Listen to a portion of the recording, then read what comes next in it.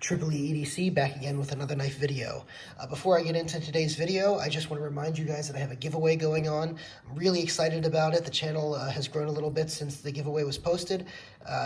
Go over to that video, get entered in now. There's a bunch of prizes being given away, and you could, even if we get enough subscribers, win this Spyderco Para, among many other knives.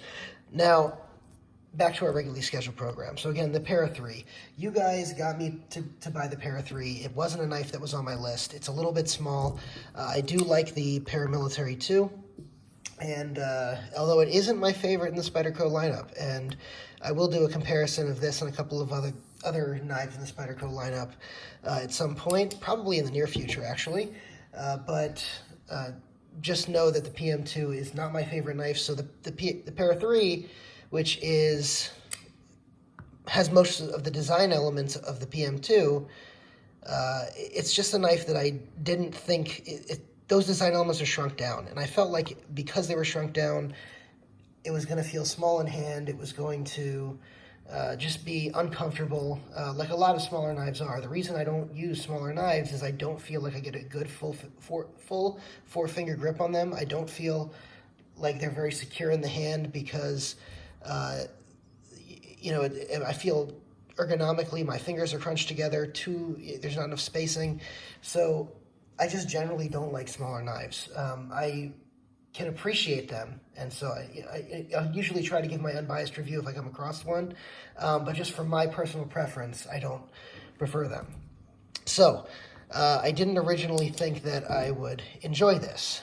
That being said, as soon as I got it in hand, I noticed a couple of things. Number one, so the Spidey hole on the PM2 is in a pretty good spot.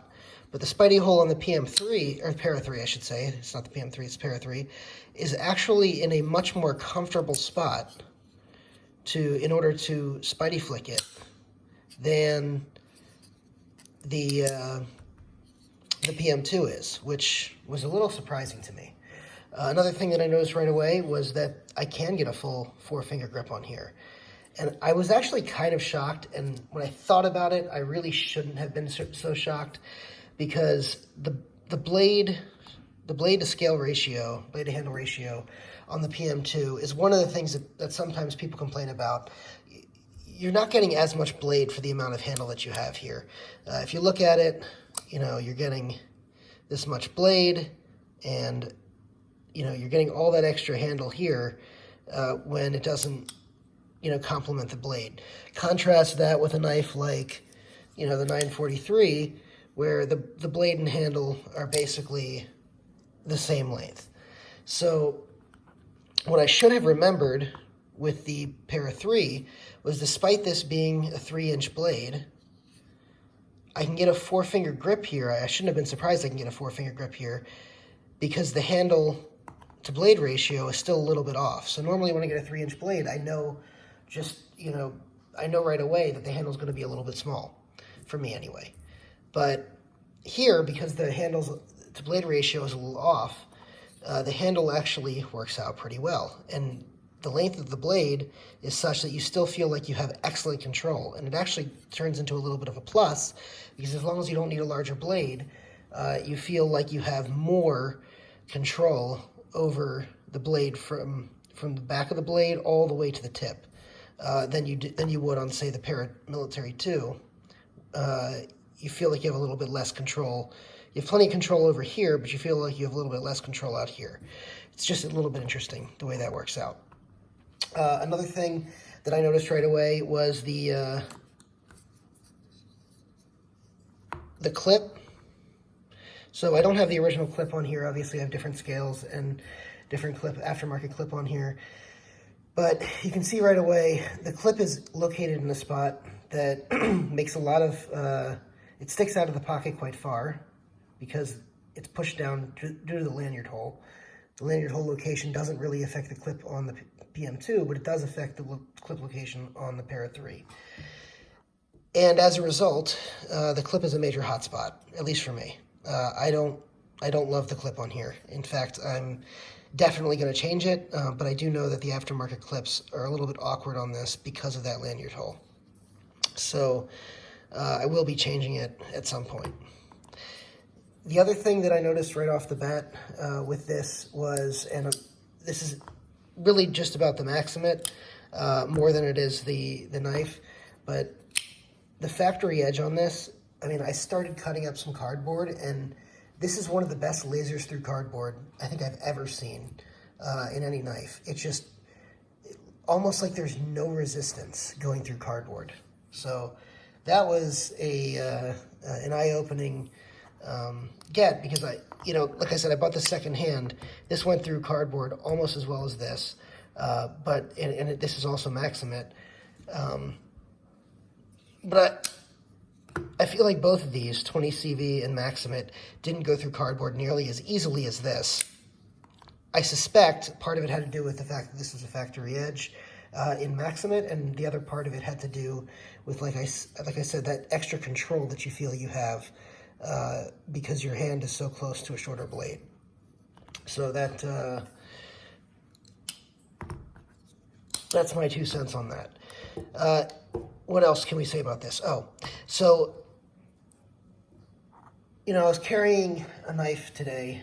I was going to do this video later on in the day, but I was carrying a knife today, and it struck me that this actually reminded me a lot of a different knife that I carry that I gave a glowing review of on one of my earlier videos. You can go back and watch the video. It wasn't my best work, obviously, because it was one of the earlier videos that I did on the channel, but it's this knife. Yes, a fixed blade. Why did it remind you of a fixed blade, you might ask? Well, this is the Bradford Guardian 3. This is the Warney version. So the reason it reminded me of this, obviously, is somewhat the size, right? The size is pretty similar. And I gave this a glowing review anyway. But really what made me do that was, if you take into account the part of the blade that you're holding on the Guardian 3, which forces you to use the choil. So the shape is, although it's more pronounced here, that the shape is a little bit similar, but the space that each knife gives your hand is almost exactly the same. And that really struck me. I'll show again. The space where your hand goes is almost exactly the same. So, this is one of the few fixed blades that I have that has this short of a handle, and I feel like I feel like it's an excellent knife. Now, this handle is just as short, and you get that added choil on top of it, so it's even a little bit more comfortable than the Bradford Guardian 3. But I just thought it was interesting that it, interesting connection on handle size. I'm sure there are plenty of knives with this handle size, but there's not a lot of them that have this smaller blade coupled with that handle size. Anyway, I think that works out pretty well. So, those are pretty much the major things that stuck out to me here. The G10 obviously is a normal Spyderco G10, pretty grippy, gray G10.